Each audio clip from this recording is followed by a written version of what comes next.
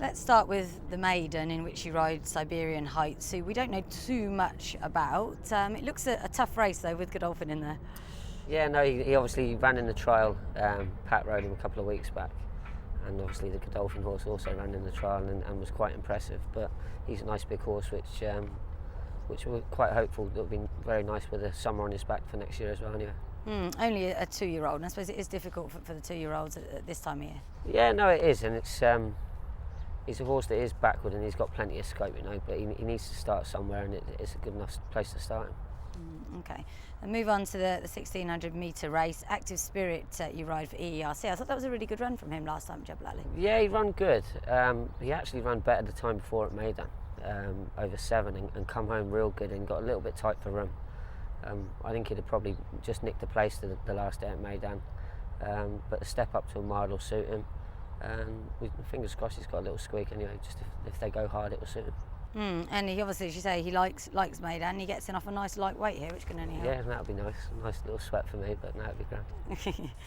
Then we'll move on to the next race as per the entries, and you're on Just a Penny, who's really sort of come into his own, hasn't he? Ran well a couple of starts ago and then got the win last time with Pat. Yeah, no, I actually rode him up the hill, and he was second to Tadarok, and I felt the race probably just unfolded a little bit too soon for him in front because he travelled so well.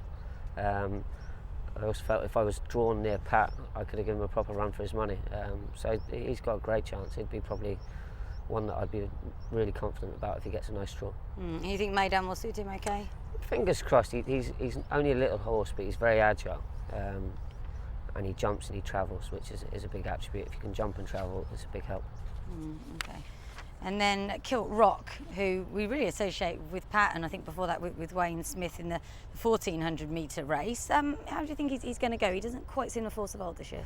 No, he's 8 now, I think, and obviously some horses just take a bit of getting ready when they get a little bit older. But I've never actually rode him, so it'd be nice to actually ride him. I've ridden him at home on the track here, and he's always worked very well and done everything we've asked of him.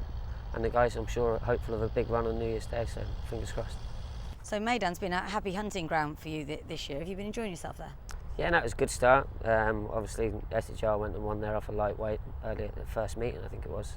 And just got the ball rolling. He's a horse that likes it round there, and our horses seem to run really well around there. We're trained on the dirt, and Doug's very good at it, so it makes mine and Pat's life quite easy.